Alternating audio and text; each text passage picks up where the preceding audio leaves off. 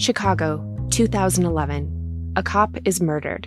Police and prosecutors swear they have the trigger man. He swears he didn't do it. How far will each side go to prove they're right? Like it's just one bombshell after another, where you're like, what? The story of a PlayStation, a brain-eating amoeba, and the relentless pursuit of justice. Off Duty, out now. Listen wherever you get your podcasts. This message comes from Jackson. Taxes aren't something you can only think about once a year. With investments, planning for tax day is year-round. Fortunately, Jackson offers tax-efficient products. Visit jackson.com for more information on how our products can make your tax bill a little bit less painful. Jackson is short for Jackson Financial Incorporated, Jackson National Life Insurance Company, Lansing, Michigan, and Jackson National Life Insurance Company of New York, Purchase, New York. Howdy, howdy, ho, and welcome to Fantasy Fan Fellas. I'm Hayden, producer of the Fantasy Fangirls podcast and your resident lover of all things Sanderson. And I'm Steven, your bookish internet goofball, but you can call me the Smash Daddy. And we are currently deep diving Brandon Sanderson's fantasy epic, Mistborn. But here's the catch. Steven here has not read Mistborn before. That's right, hey. So each week, you'll get my unfiltered, raw reactions to every single chapter. And along the way, we'll do character deep dives, magic explainers, and Steven will even try to guess what's next. Spoiler alert, he'll be wrong. Newsflash, I'm never wrong. Episodes come out every Wednesday, and you can find Fantasy Fan Fellas wherever you get your podcasts. Hello, and welcome back to the Psych Legal Pop Podcast. This is a podcast where we talk about popular culture through the lens of an attorney and a therapist. I'm the therapist, Tess Brigham. And I'm Brooke Brigham. I'm the attorney. So we are back tonight with Sister Wives, Season 18, Episode 6, The Understatement of the Year. Dun, dun, dun. And there were some doozies in here and a laugh out loud. And I think our laugh out loud, there was a huge LOL. Because I don't know if people know this or not, but, Janelle's just been using Kody for sex. Yes. All she cares about is his body. Yeah. His hot body. And even. But hold on. So before we move forward. So last week, we announced that it was our year anniversary on the 20th and that we hit over... before that, we hit over 100,000 downloads and we were thanking everyone. And we went through and thanked everybody. And then we wrapped up the podcast. I went back into my house, sat down, and then Brooke then texts me and said, "Oh my God, we forgot to thank Steve, my husband, who I'm staring at the moment." And I'm like, "Oh my God, it still didn't even occur to me. Thank God Brooke texted me." So the person probably that has done the most besides the two of us, and probably has done more, is Steve, my husband. Producer Steve. He wrote and produced the theme song. He did the little Psych Legal Pop thing for us because we could not figure out Canva. He got us onto Apple Podcasts, Spotify. Well, he's a professional audio engineer. This is what he does for a living. Producer. Yes. And so literally, this podcast would not be a podcast if it weren't for him. We don't know how to do any of this stuff. We barely can do basic computer stuff. So we would have had to, this would have cost us a lot of money. Like we've been able to do this and be able to do this very grassroots because of him, because he really does all the technical stuff for us. Every time we have a technical, he's the one. He's up at like 1 o'clock in the morning, editing these things. He edits them for us. He does everything. And so we had to thank Steve. That was totally spaced out on. That was such a fail. It was an epic fail. So sorry, Steve. We love you. Yes. We appreciate you. We would be nothing without you. Yes, we would. Thank you. And so anyway, thank you, Steve. Anyway, so should we just jump into it? Yes. Because I really enjoy how every time they show us Utah, the music's real upbeat. Everybody's happy to be in. Everyone's happy in Utah. It's a whole different vibe in Utah. Yeah. So we start off with this painting party that Christina's throwing with. She's got Kelty and Tony there with Avalon and Aspyn and Mitch. And I don't know. It's Valentine's Day. Yes, it's Valentine's Day. So And they keep saying 6 weeks. Well, I guess maybe these things have been recorded at different times because Kody and Janelle during their conversation kept saying it's been 6 weeks. It's been 6 weeks since Christmas. Is it 6 weeks to Valentine's Day? Well, I guess it is. Well, roughly. Yeah. Yeah, I guess they're right. Okay. Yeah. Oof, boy, math is hard. So we're moving. Time is moving forward. Yeah. So they inform us that Valentine's Day is not a polygamy holiday. No, Shockingly. not polygamy friendly. No. So, and then Janelle says she doesn't want to do Valentine's Day with Kody. No, not at all. Christine says now that Kody has Robyn, he must be happy about Valentine's Day. Like, Yes. And then she instantly goes to that place of, oh, that's mean. That's rude. Snarky. I shouldn't do that.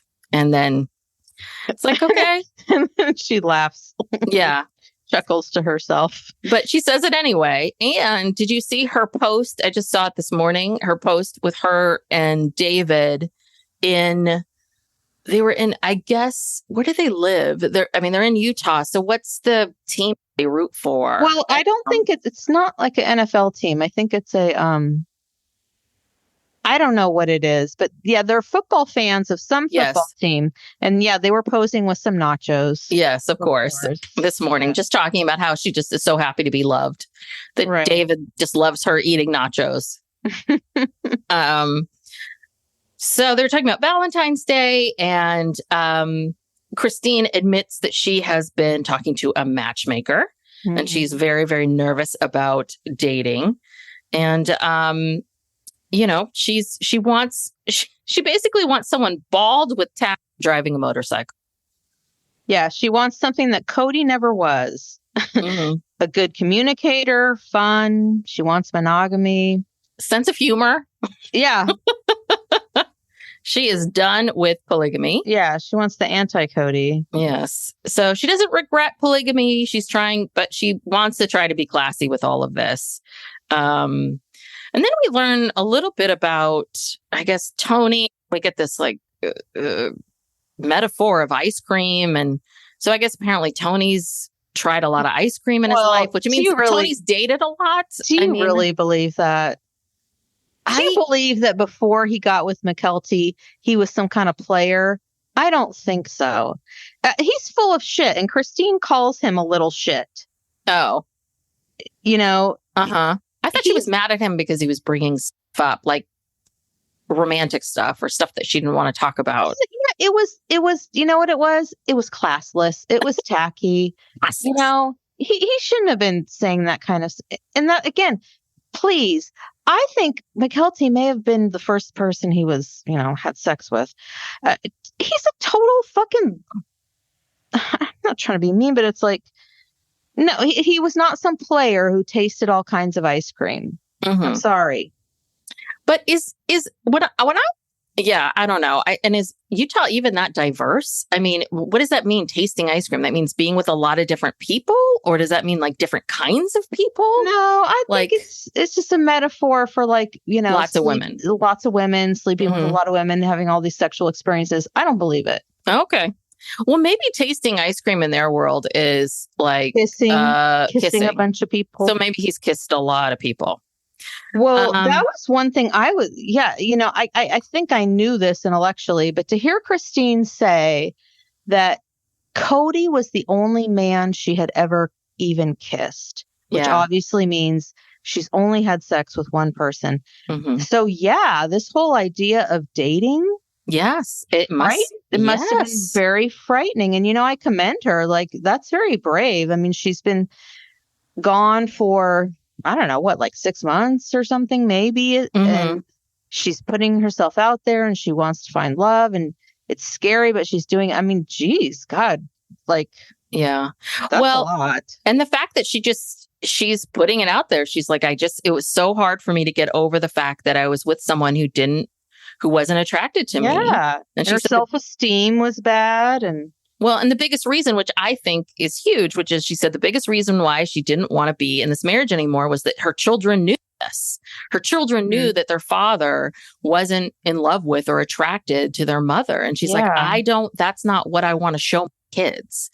That I don't want to show my kids that's okay. That's okay. And that it's okay to be just to not have your needs met and to not be loved. And she, you know, she wants to be loved. She wants to be able to show, you know, she just wants to be loved. And now she is, God damn it. I mean, October 7th, I think. Yes. Her wedding date. I know. It's coming up. I predict she's going to have like a People magazine spread, you know, of the wedding. Mm-hmm. Someone's got the exclusive, you know, deal. Yeah. I'm sure it's them. I'm sure it's People. I can't wait. Yeah. So yeah, but I do wonder, and I don't know, maybe we'll see this, if she went on other dates before she met David, or if she just like didn't date at all and just happened to meet David and it was just the right person. And it was, I'm sure she did, because this is February of 2022. She said she met David on an app, not through the matchmaker. So maybe the matchmaker wasn't so successful. She met him on an app in October of 2022. Oh, okay. So, okay. Yeah, I'm sure she went on some other dates. She must have. Yeah. Okay. Well, that's good. So, and then we get this quick thing from Janelle, her just filming herself saying, I haven't seen Kody since the fight. We're going to go have a meeting. They're calling it a meeting. Yeah. But we can't stay there long because we've got to get to Meri's B&B. Yeah. Because her BFF Jen is there. Yes. Running the B&B because her mom died a year ago. Now, here's my question. I have read before on social media that Jen is married and has kids. So what did she do? She left her family in Las Vegas to go run this B&B? Like, what's happening with that? Yeah, that's a good question. I don't know. And what is up with their relationship? You know, well, no one's ever made Meri this happy. I mean, honestly, I've never seen Meri this happy. They genuinely really like each other a lot. They, you know, and I know people have alluded to some things. Listen, I don't think that they're having some torrid love affair or anything, but it is, I will say, you know, it is nice to see Meri happy and, you know, has a friend and someone who really really cares about her. Yeah. And so every time, we'll get into it when we get there, but every time she talks about Kody, it's like, oh God, Meri, please. I know she still hasn't let it go completely. Yeah. So we learned that Jen, always the jokester, they met in Vegas 10 years ago, her and Meri. And because she basically said that Meri hired her to kill, but that means that she was a pest control company and they became friends. And I was like, so that must mean that you had a lot of pests.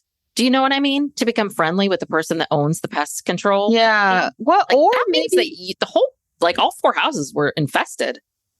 Well, no, I wouldn't say that. I have an exterminator who comes to my house, you know, every couple months, but you know, because you have spiders, you have, I don't know. And are you friends with your exterminator? How often do you and the exterminator get to talk to become friends? Well, no, we're not like that. If I'm here, I'll catch him and I'll say hi. But, but you know, your house doesn't have to be overrun with pests to have an exterminator come and, you know, just make sure everything is good and, you know, spray for, I don't know. Oh, okay. Now I'm rethinking. No. Maybe I have to get an exterminator. Well, I just have a tremendous amount of spiders because there's so many trees and stuff around my house. But anyway, clearly, yeah, they met, they hit it off. They're BFFs. But so this whole thing where Meri's talking about how she wants to move the clothing business to the B&B, but she has to talk to Robyn and she's worried about talking to Robyn. And she says, and I want to stay in Flagstaff because she wants to get a good marriage relationship with Kody. I'm like, what? God, I can't believe we're still talking about this. And she's worried that he's going to interpret her moving as being done and out of the marriage, but she's not done. But he is. Oh my God, he is. He's already said, I wouldn't care if she moved and started a new relationship with somebody else. I don't care. Uh-huh. I know. She's doing a slow walk. She's slow walking out of this relationship. Yeah. This is her first step, I guess. Well, I mean, listen, she owns the fact that it's not good. She owns the fact that they don't have this marriage, but I don't know. Anyway, I don't know what she's staying for. So, and then Meri, of course, has to tell us how Jen has been there for her. Jen will not go out and talk about Meri and her family, meaning like Jen's a good friend. Jen's not using her for TV. To the tabloids. Yeah. So, and then we see this carriage house where that's where she wants to move the clothing business. But let's really get into the good stuff, because this was the good stuff. Oh, the lunch appointment. Yes, Salsa Brava. So she was the only place in Flagstaff that will allow filming of this show. And this poor place, no one ever eats there because no one is ever in that room. You know what? Because I bet you they're going before they even open. They're probably eating at like 10 in the morning. That's right. You know, you're right. There was no one in that. There was no one in that lot at all. You're right. It was empty. And I feel like they were sitting outside. Kody was complaining about how cold it was. And the water was cold. Or... They were inside. They were. But Kody was very upset that there was cold water. Right. He wanted his hot water. He's like, where's my hot pot? I need hot water. And I guess this is his big solution, because it's true. That's what he did to Janelle, too. When he went into her house, he got hot water. He needs hot water. No, but this started off so... Oh, my God. Well, the fact that he's wearing this jacket, like a business jacket, like a sports coat to this sports coat on. Yeah, like he's going to close a deal. But Janelle starts out by saying she has not missed Kody. She hasn't seen him since before Christmas when they had that fight. And then he comes in and he says, "Hey, long time no see. Are you going to give me a hug?" I mean, he's literally acting like nothing happened. Like they're just good now. They're going to make up and everything is going to be fine. And Janelle is just like, no. Yeah. Well, I will say, I thought there was a glimmer of hope there for a second, because when Kody sat down, he does apologize. He actually says the words, "I am sorry."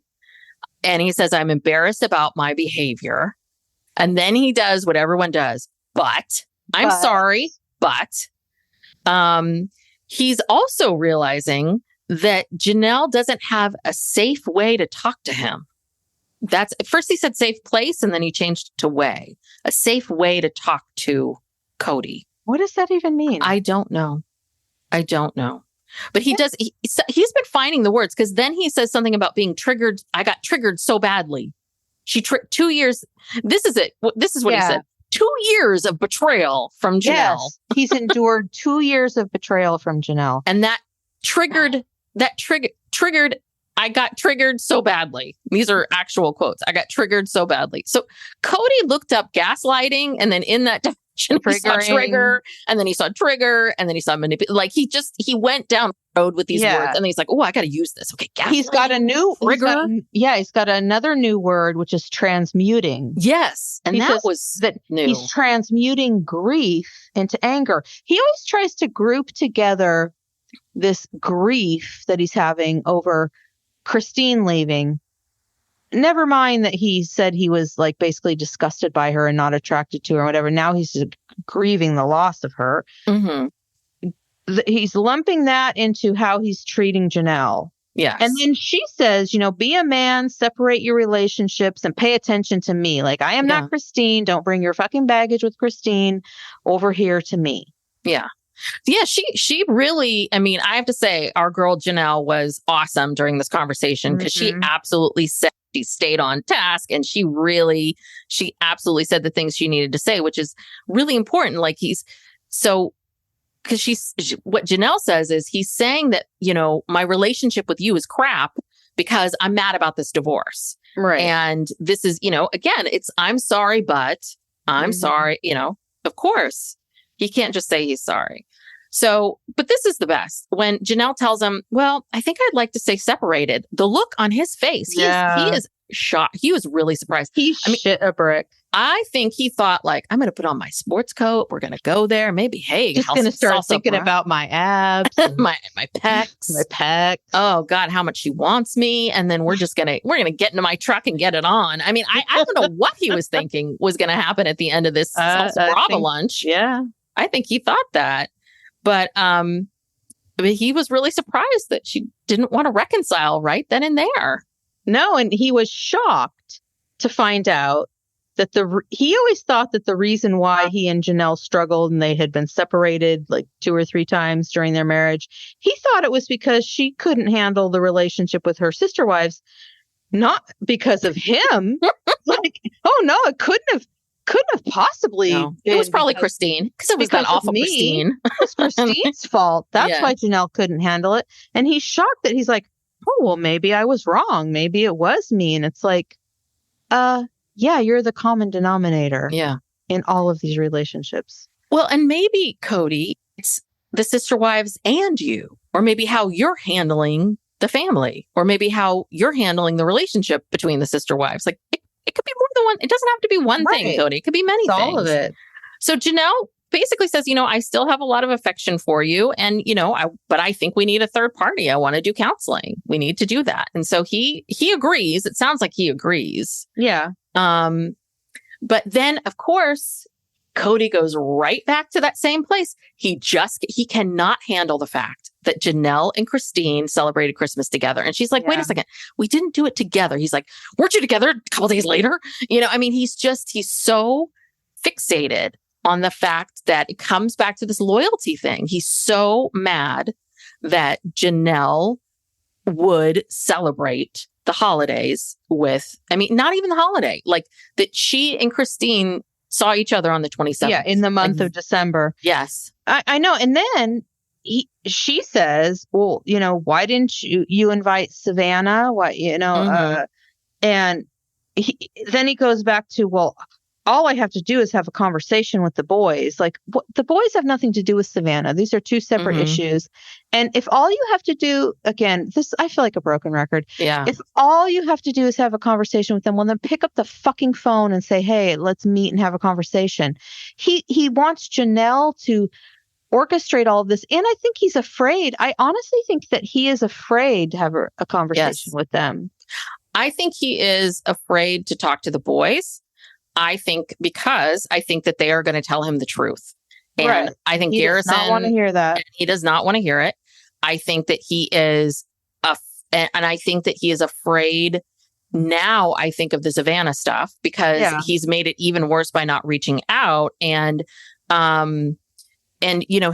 we skipped over a little bit, but let's finish the Savannah stuff. But because he goes into this whole reason about why he can't possibly, he cannot see Savannah is because, well, a couple different reasons. That when Janelle and Christine kicked him out of the house, he separated them from the environment in which he knows his children.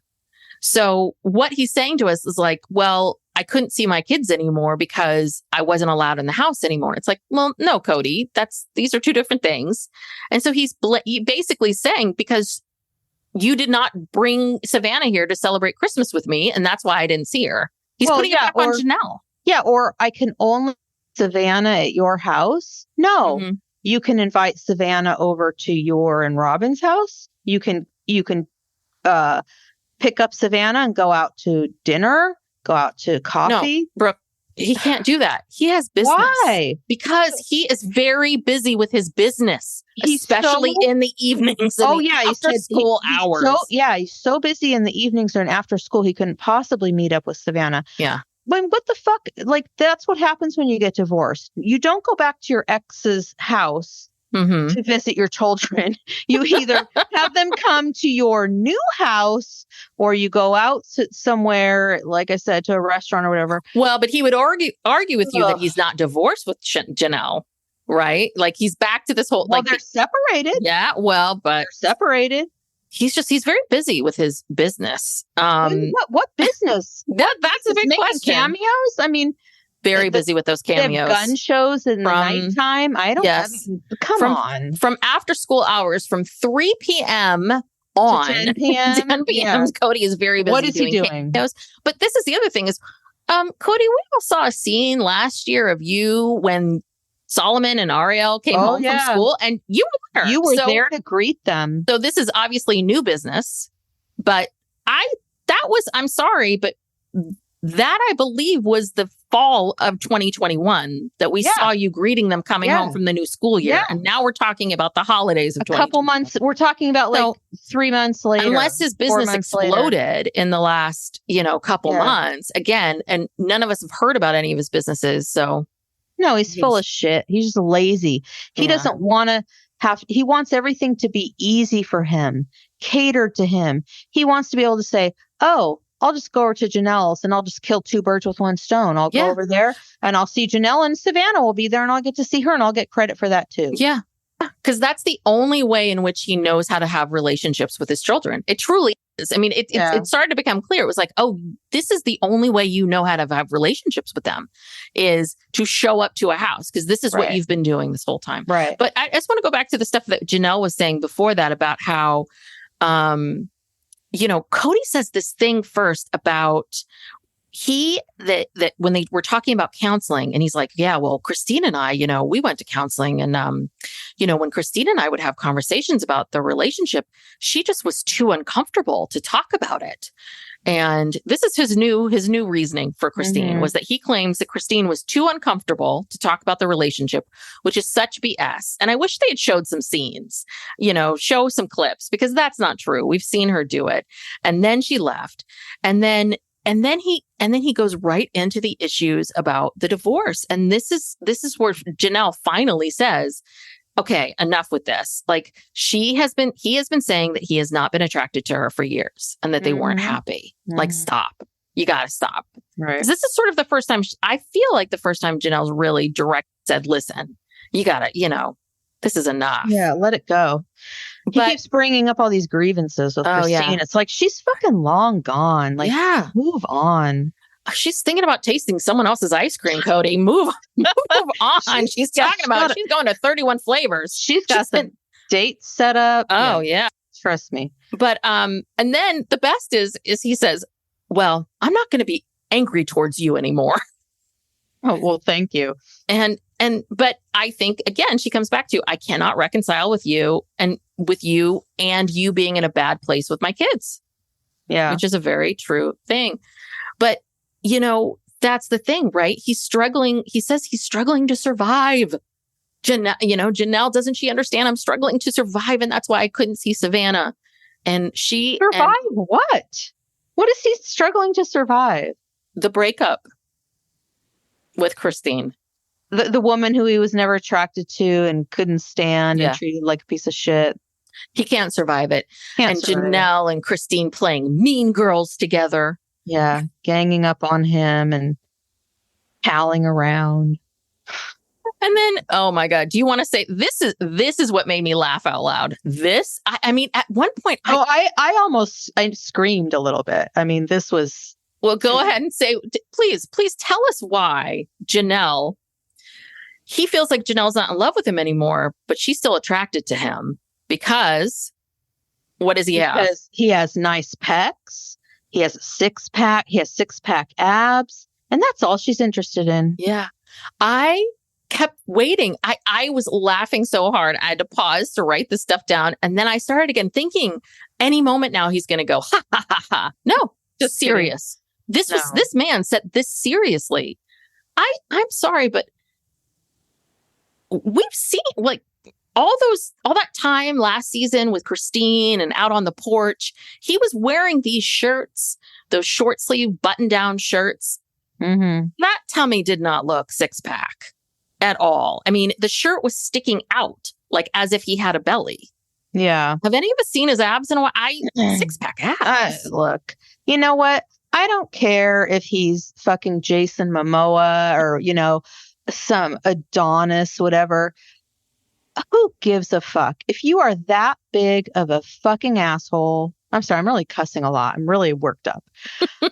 If you are that 6-pack abs. Yeah. If you are that big of an asshole, you are that just much of a horrible person. Oh, no. Who gives a shit? Mm-hmm. No one wants to. It's not worth it. Nobody cares. Yes. Nobody wants that. Nobody. I cannot believe he said that with a straight face. I know. I was just like, oh, this is bad. This is getting worse. So then he goes through this whole thing with Janelle where he talks about how, they could be together, this whole thing about like being together. And then he starts going into this whole thing about like, I can do 2 nights with you and 2 nights with Robyn and 2 nights with here. And, all this kind of stuff. I could split my time. Again, no mention of Meri. Right. Like he's not even factoring Meri into these nights. He hasn't spent a night with Meri in years. I mean, and then, he starts talking about COVID again. And that's when Janelle was like, enough. We cannot with this COVID. About COVID all the time. And she said it plainly, which is, this is not about COVID. It's about the fact that you can only see one side of this. This is what it's about. Yeah. Yeah, no, COVID that's neither here nor there at this point. Yeah, Janelle saying it's not about COVID. It's about being a father and a husband to all of your kids. And you're, being a husband to all of your wives. And then Kody says, but I'm not respected by everybody. Yes. Well, this is where he said this whole thing about the transmute thing, which is because Kody, he's so mad. So Kody is so pissed at Garrison for calling up Robyn and I guess hurting her feelings. Though Robyn's whole thing now is she's saying that she doesn't want the apology and she's fine. But obviously, Garrison called Robyn. Robyn told Kody right away. And however Robyn told Kody, he got this idea, right? There's also some telephone stuff here too. And like, I really would like to know, how did Robyn phrase all of this to Kody? Like in what way, shape or form did you phrase it? Did you even phrase it correctly? And then he just says something about this, to transmute that much stuff to someone who was only being compliant. Oh, this is the transmuting. This is the Robyn. So Garrison was transmuting stuff onto Robyn, but he shouldn't have because Robyn was compliant. I think that's what it is. Is that, what is transmuting? I think so. I think what he's trying to say is, how dare Garrison call up Robyn, Robyn's being compliant with his COVID rules. How dare Garrison call up and, shame her for that? Yes. Or I don't know. None of this makes any sense. No. Well, and also we've never heard from Robyn about what I would love to hear. Like, I would love to hear from Garrison. What did you say to Robyn? I want to hear Robyn. Like, what did you hear Garrison say? Now, Kody, what did Robyn say to you? Like, let's figure out what's going on here. Game of telephone. Well, I know that they've shown some scenes from this season where Garrison and Gabe and I think Gwen are talking to Janelle and Christine. And I think Garrison does explain what happened with this phone call. So maybe that's coming up. I don't know. Let's hope. But then we're back to the B&B. Back to the carriage house. So, and Meri says that she's in a very weird situation. So my only reason to stay in Flagstaff is her relationship, to heal her relationship with Kody. Not going to happen. Oh, Meri. And then we get into the whole thing, Meri saying we've had a lot of businesses over the years. And then we get into this whole thing about business and how businesses are run and how Robyn wanted to work with her sister wives during Sister Wives Closet. And, she wanted to have that group experience that they had raising their kids together. Robyn's real hung up on this. She is very mad. And then, then you shouldn't have come in the middle of a family, like in the middle of their lives. Just start your own, whatever. And then Christine goes into the fact that, when you're in this plural marriage, that decisions are made by committee and, it's hard. And then Janelle asks him, like, do you want plural marriage? And then of course he says, I carried this burden, this entire marriage. And I've always been working hard on plural marriage. And what has Janelle been doing? Except using him for his hot body. Oh, and he accuses her several times of using him for his money. His body and his resources. His body and his money. Oof. As if. Like, Janelle was not out there. she was not sitting home eating bonbons. She's out there busting her ass, working full time, working overtime to make money for the family. I mean, what the hell? I don't know. So she says, so he's upset because she's been living independent from him as a husband. And and all she wants is him and his resources. Yeah, using his resources. And he doesn't feel like he's being supported. And then they go back to the whole COVID thing again. And then so Janelle's like, listen, she says, listen, you at COVID, everyone had kids at different stages. And each of the kids were going to respond to COVID and have different rules. You cannot make the same rules for everybody of all these kids of various ages. Right. And so it comes back to this whole thing about Kody and how he has to protect the little ones, protect the small children. And Janelle says all you saw were the needs of the little kids and not the older kids. Mm-hmm. As if, and that is Kody's problem. He really only cares about kids who are dependent upon him and convenient to get to. Convenient to get to. He has control over. The minute he loses control over his kids, he flips out, and it's like, well, they're still your kids. And, you still have to make an effort. And Kody says, I wish everyone valued Saul and Ari the way that they value others. That was like, what? The what? Like acting as if because Gabe and Garrison wanted to go out and hang out with friends and that means that they then want to just spread COVID to like they don't value the little kids. Saul and Ari. That's crazy. It is crazy. And you know what? I want to tell you, a lot of families were separated during COVID. Mm-hmm. Grandparents didn't see their grandchildren for a year and a half, 2 years. We had that in our family. There were certain people who, our father who just calls us incessantly. We didn't see our dad in person for, I think, a year. Maybe. I feel like it was almost 2 years because, he was a high risk. You know what I mean? It was like, Kody, it wasn't just you. It was the entire nation. Yes. It was the entire country had to sacrifice and had to make tough decisions and had to suffer. And people died and didn't get to say goodbye to their families and all this stuff.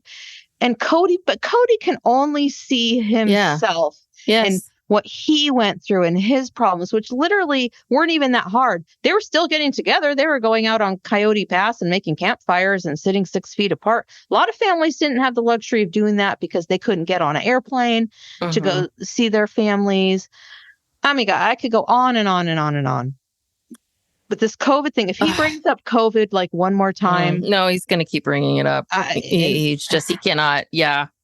Well, but the other thing too is, and this is what I said to a lot of my clients, I said, you know what, unless you're 100 some odd years old, this is your first pandemic. Like this was everybody's first pandemic and everybody had to kind of figure out on their own, how am I going to deal with this? Like, how am I going to keep myself safe? How am I going to keep the people that I love safe? And how am I going to be in the world? And each person had to decide for themselves how they were going to do it. And this is Kody's big thing, is that he wanted to have it all one way because it was about control. He keeps coming back to the fact that he wanted, he just wanted to make it easier. He's saving lives or whatever it is. It's like, no, you wanted control and you wanted to make this easy.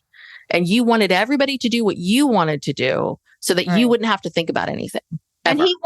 And he wanted to have access and personal contact with all of his family. Well, guess what? The rest of the country, we're all having Zoom, visits and doing all this stuff.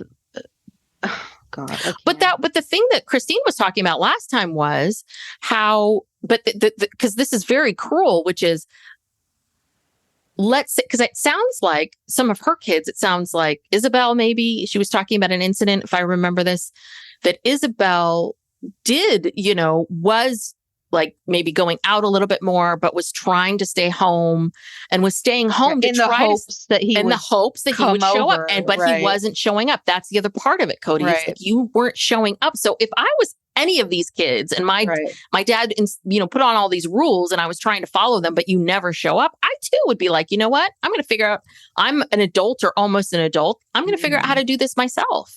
And that's what they did. Here's the other thing. These people are now in the early parts of 2022. Yes. Vaccine. Yes. You could get a vaccine as of early 2021. Mm-hmm. And that would have solved a lot of problems. Yeah. Yes, it would have. And if Janelle's kids are vaccinated and Christine's kids are vaccinated. Yeah, as soon as everyone was vaccinated, that changed a lot of stuff. But Kody, it's my understanding that Kody and Robyn and their family wouldn't get vaccinated. That's why they got COVID so hard. That's why they had that reaction. Right. Such a hard reaction to it.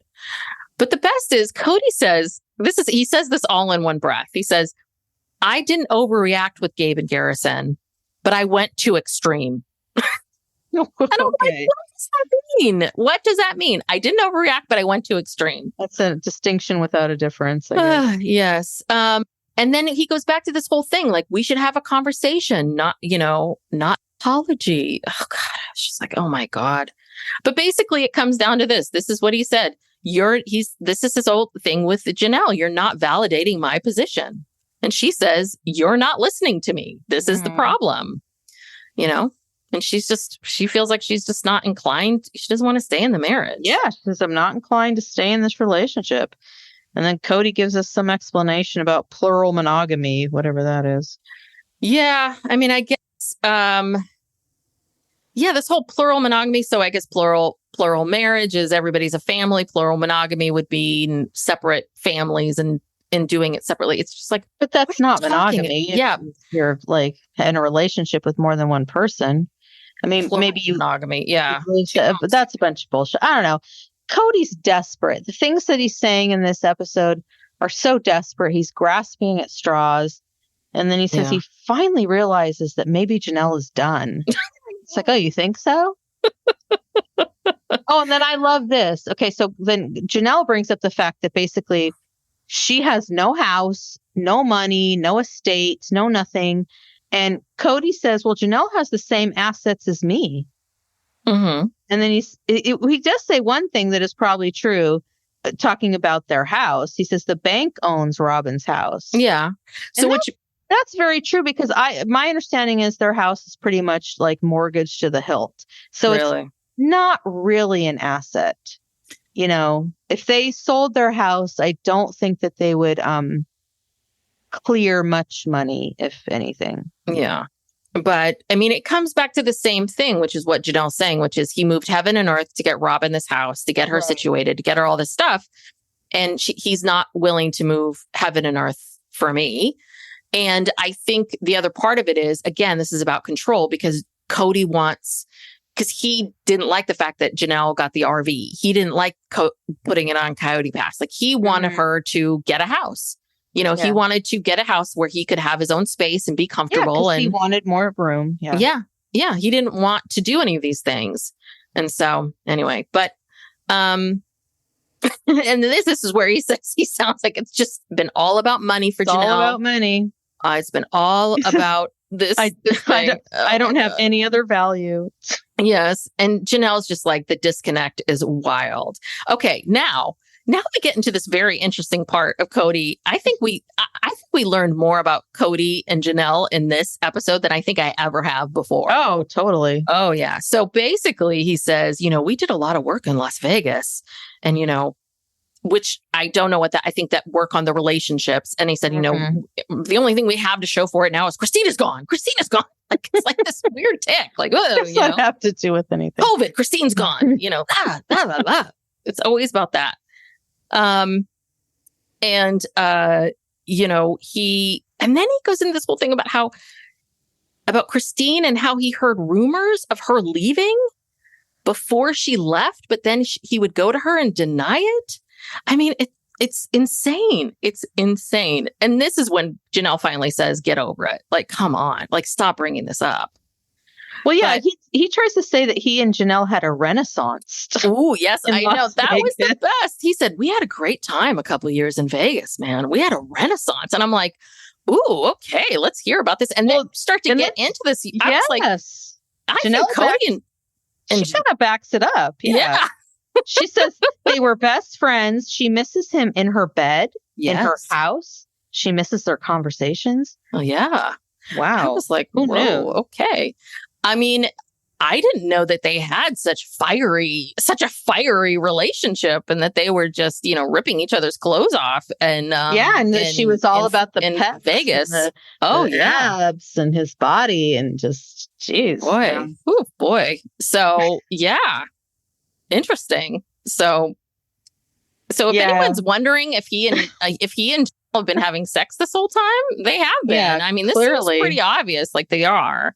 And I think, and you know what? I think one of the reasons why he likes her, he likes Janelle, is that she hasn't been quote unquote compliant, but she's always been easy. You know what I mean? And that's the thing. And I think he's thought of that with Janelle in terms of, and I think this is what trips him up so much right now is that he's shocked that Janelle wants to be out, or that she wants to stay separated. And he is shocked he has this relationship with Christine. And he is shocked that Janelle has not just dropped everything to support him through this divorce. Like he just cannot handle it. And I think obviously it's been that he is so used to her being so easy and so like, okay, whatever. Sweep it under the rug. It doesn't matter. It's fine. Just be in my bed, Kody. That's all I need from you. And I think that's how it's been. So I think he's been, and I think probably in the past, other things she has been very supportive around. And I think he's just shocked. He cannot believe. And it's like, no, there's a difference between someone who's passive and getting along just to please you, and someone who's compliant and willing to do everything that you say. I don't think Janelle was anytime doing all the things that you told her to do. She just was being easier about it. She just wasn't screaming it from the rooftops. She wasn't making a big deal. Yeah, and obviously, like he said, she's always been kind of independent, and she did what she wanted to do. But because she just did it and didn't make a stink about it and didn't make a big deal about it and didn't bother Kody about it, he was just kind of like, well, okay. Yeah. Go ahead, do what you're going to do. Kody says that he thought they would reconcile, but I guess Janelle is enjoying her freedom. Well, yeah, that is interesting. Yeah, he clearly showed up at the Salsa Brava, in his sport coat. He's like, maybe we'll get a hotel after. Yes. I don't know. Ooh, is Savannah home? He thought, maybe I can go over there and I can kill two birds, one stone. Yeah. No such luck. No, he thought it was going to go very differently. He thought that they were meeting so that they could make up and go have some makeup sex after. And she was just like, no, I want to stay separate. Because he's shocked to hear, does she say this, that she's enjoying being separate from him? And she says earlier about how she likes that this is good for her to be separate. Being separate from him has allowed her to really think clearly about what she wants. And listen, this is something that couples counselors, we recommend to people all the time. If you think you're at this place, is to get separated for a while, like to give, people get separated a lot, like take a few months off and they see, and it does, like, it does help you think clearly, like, what is it that I want? Like, what is it? Because she obviously saying, I miss him. She wants to be with him. She wants to make this work. But it sounds like she feels, I think that she keeps seeing how he is so stuck in his way of thinking, that I think this is the thing that's tipping her over. Because we see scenes from next week where she says to Christine, I think I might be done. And I think that I think she's just like, I love this person, but I can't keep talking about COVID. Right. This apology anymore. Yeah. She sees that he is not going to move. Yeah. Or change. It's not going to move off of that. Or take any ownership or responsibility for anything. And he's just not going to own any of it.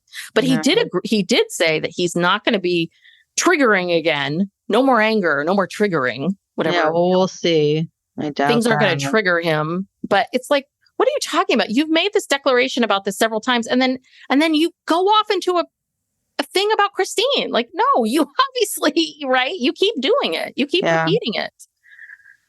And that was the end. Oh, boy. Wow. And they walk out of Salsa Brava together in separate cars and go off in their own way. Yeah, Kody's really... Things aren't looking good for Kody. Yeah, I can imagine for him, this is a huge bruise to his ego. This must be really hard for him, because I think he really thought Janelle was going to stick around. I still don't, the Meri thing, I still don't understand.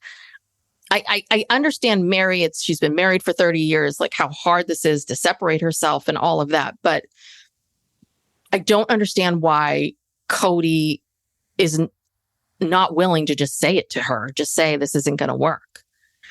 I think he has said it. I mean, at least he said it on the show. I mean, she has to have seen it.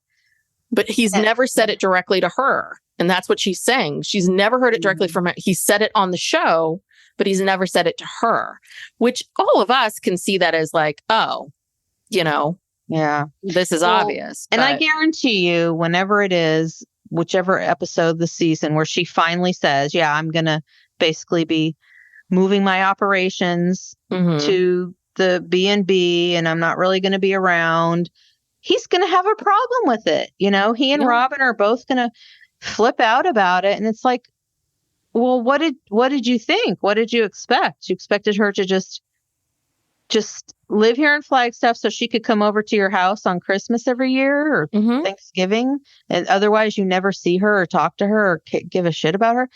No. God, that's what he was expecting. Yes. I guess. God, Meri, please, you cannot get out of there fast enough. Yes. So I saw that Instagram post of Christine this morning. Do you have any gossip or anything, any sister wives info that you want to share? Any news, any new exciting? I don't think so. I can't think of anything. There's been a lot of, we haven't really talked about this. There's been a lot of news in the Bravo sphere around Shannon and the DUI. Oh, yeah. Real Housewives of Orange County. Did you catch up on that show? No, I have not seen it in I don't know, over a month. See, this is like, I'll watch it in the beginning and then I just lose interest so quickly and I just don't get, when it's like every episode is Tamra picking a fight with this girl Jen, and then people I know everyone's ganged up on Heather Dubrow. Yeah, there's a lot of that, but Heather Dubrow, I mean, some of the Heather Dubrow stuff is a little bit like, they are ganging up on her, but at the same time, she's not doing herself any favors. And it's a bit of a mess. They're in Mexico right now, and they're at that Playa, they're on the other side, on the Cancun side, like Playa del Carmen, that area, which is like where everybody in the Bravo sphere goes. I guess all these shows go to this I've been to Playa del Carmen. It's very nice. But I think the problem with Heather is that I think it was Kate Casey who was saying this, that the problem is that because she doesn't really belong on that show. She doesn't really fit there because there's only one of her. So it's easy for those other people to all gang up on her, especially now that Tamra's back. Yeah. If there was more than one of a Heather type, it would be harder to attack her. Yes. And she really does belong on Beverly Hills. I mean, because O's always just sort of ishmael. You know what I mean? Like these kooky people. They're not like, they have money, but they're not like wealthy. And there's a lot of and there's a lot of, I mean, the Mexico thing, Vicky came, and the minute she showed up, it was just like, wah, wah, wah. I mean, and then this was the best. So this last episode, I mean, it becomes just a mess. Like they're just fighting. They're at this restaurant and Vicky leaves. She leaves the table and walks over to the other side and says, I can't handle fighting. These girls are fighting. I can't handle fighting. And so then the producers put together because this woman seems to forget that she's been on the show for 16 plus years, 17 years, right? Mm-hmm. So they show this montage of all the times that Vicky just flipped out, like, family van, like, you were my soul sister, blah, blah, blah. And she's just, oh, I can't be around all this arguing. It's like, what? Who are you? And why are you here? And it's very obvious that Vicky is very much trying to produce herself, and she's really trying to make herself seem like she needs to be back on the show. I'm sure it's killing her that she doesn't have an orange. And, but yeah, the whole trip was kind of a mess, and they're arguing about the stupidest stuff. And that Gina is so like, the argument that they're having, it's like Gina misunderstands it completely. And you're like, what is wrong with you? Like, are you guys paying attention at all? But the Shannon thing, the Shannon DUI, which happened a week ago, have you seen the TMZ footage? Yes. Because it's shocking. I was like, oh, she is, yes. Very shocking. She was driving very fast and she rounds a corner very fast, loses control of the car. It crashes into a home. Mm-hmm. And then she kind of like backs up, then drives down the road and then stops. And I guess she parks her car there and gets out and she's got her dog with her. She's walking with her dog. Well, this is what I heard, that she was driving and that her dog, Archie, was with John Jansen, and that she drove, I guess, to pick up Archie. And then came back. I don't know. She was very close to his house because someone posted a map of like where she had been, and she drove a very long way. She was at a restaurant that was on this map. It was pretty far away from where she crashed. So she drove all the way from the restaurant to where she crashed, drunk, crashed. And then I think she was on her way to John's house. And what I had first heard was that after she left the scene, she like was acting like she was like driving down. She was walking with Archie on a leash, probably walking to John's house. But people had already called 911, and then the police came and stopped her. And I don't know. I heard she was injured. And on Jeff Lewis's show, he talked about it because he was with her like the night before, and he said that she was going to, quote unquote, start intensive therapy, which is probably like outpatient rehab. Sounded to me like they don't want to call it rehab. Oh, and she's not going inpatient, or she was saying that she was doing this before the DUI. Or is this after the DUI? This is after the DUI. Oh, so okay, I heard about this. I just assumed she was going to do inpatient, but I guess she isn't. Well, then it's hard. I can't imagine Shannon doing that. No, it sounds to me like she's doing outpatient rehab, because they're calling it like several hours a day of intensive therapy. Oh, it's IOP. So intensive outpatient program. Right. Yeah.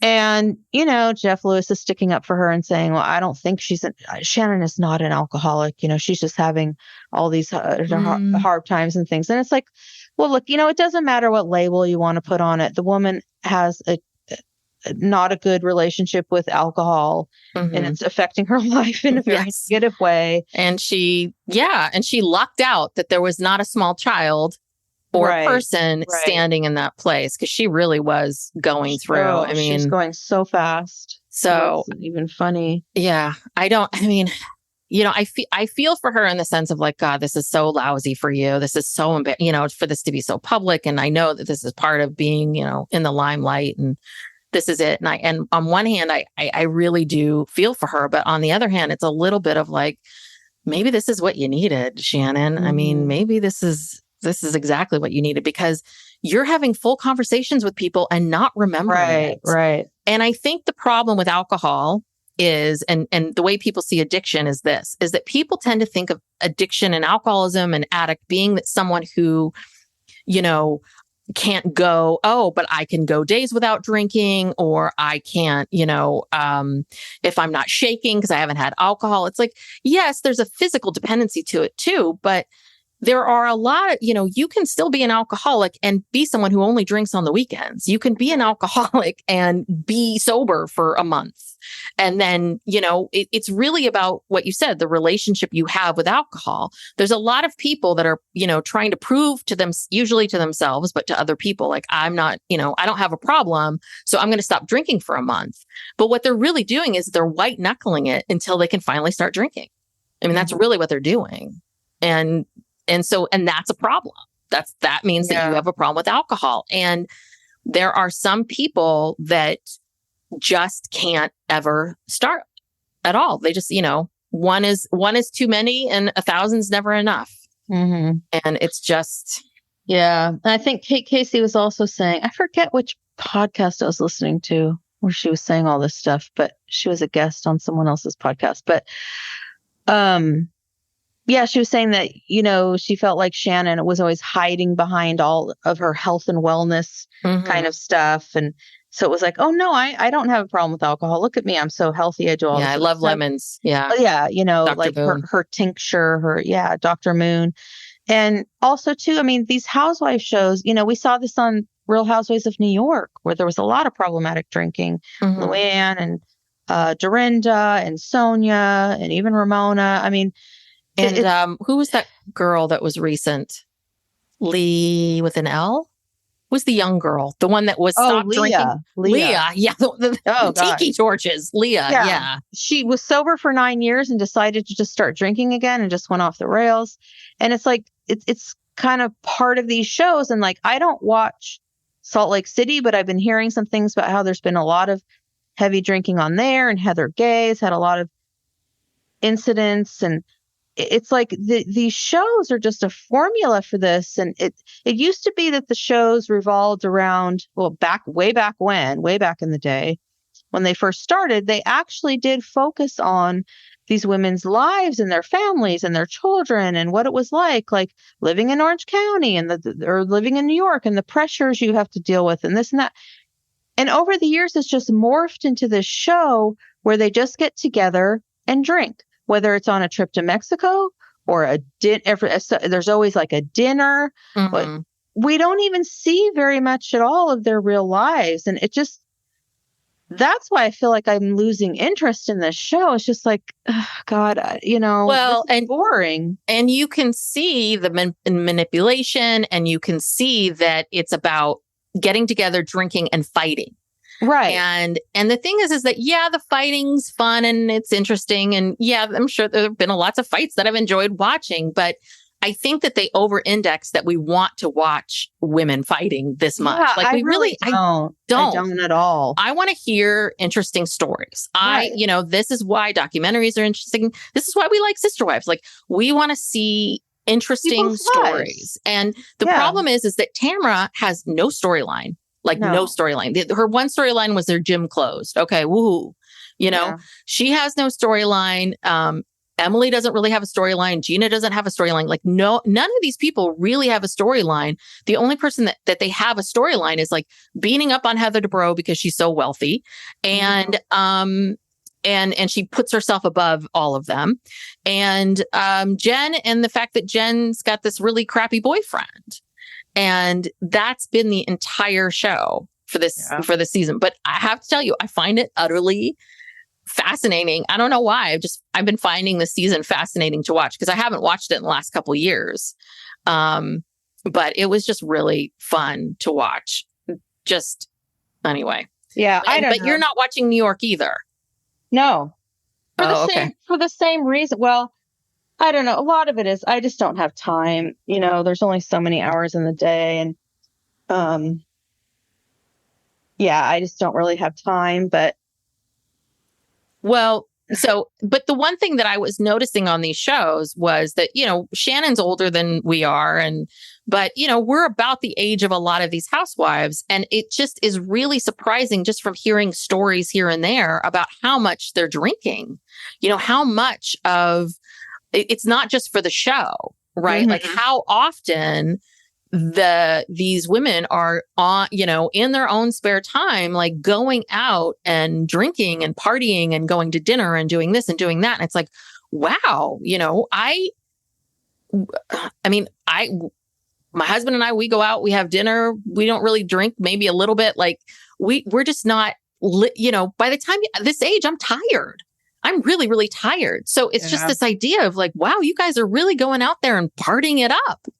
And woof, how? I'm exhausted. Yeah. Well, like Gina stopped drinking. She doesn't drink anymore. Because she had a DUI. Yeah. She had some issues. And then, Kyle Richards stopped drinking. Yeah. Well, apparently. And a couple of the women on New York don't drink at all. So that's less, that show's been less about these kinds of things. It's just been a lot of, arguments about mundane things. But I have to say, I've been finding that interesting too. I just find it interesting. So, all right. Yeah. Well, anyway, but I guess my hope of doing some, because next week is the season finale of Orange County. And then I don't know where we're at with New York. I think New York's going to wrap up soon too. So I guess we won't cover those. But I could try to watch the season finale. I mean, I don't know. I just don't, again, like what is there to really talk about? Like talking about fights and, I don't know. All right. Well, but Love is Blind is back. Mm-hmm. And we do want to cover that. So we're going to figure out how to cover that. Yeah. We've watched the first 4 episodes, right? So, yes, we both watched the first 4 episodes. And so it's good.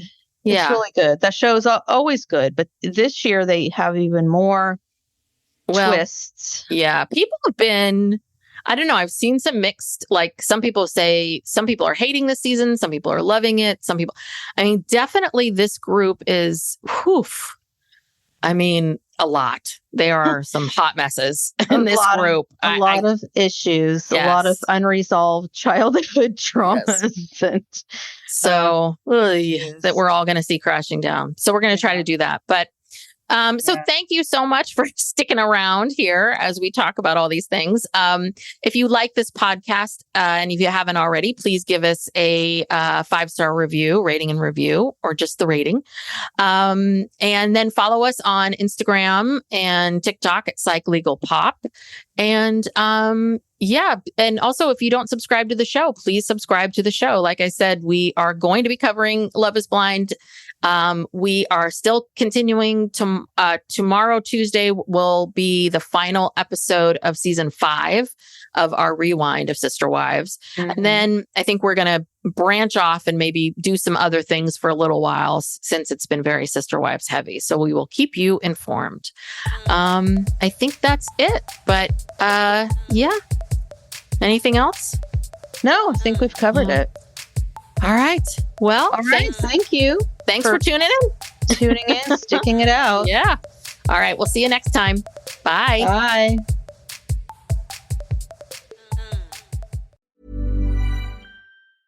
This message comes from Jackson.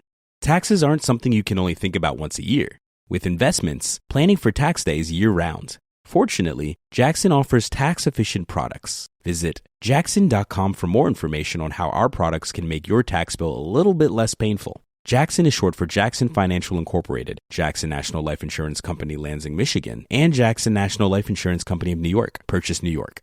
Howdy, howdy, ho, and welcome to Fantasy Fan Fellas. I'm Hayden, producer of the Fantasy Fangirls podcast and your resident lover of all things Sanderson. And I'm Steven, your bookish internet goofball, but you can call me the Smash Daddy. And we are currently deep diving Brandon Sanderson's fantasy epic, Mistborn. But here's the catch.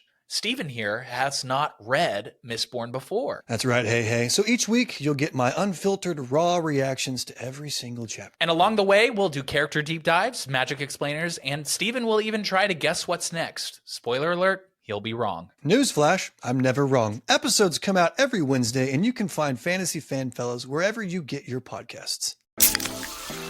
Pepsi Prebiotic Cola in original and cherry vanilla. That Pepsi taste you love, with no artificial sweeteners, only 30 calories, just 5 grams of sugar, and 3 grams of prebiotic fiber.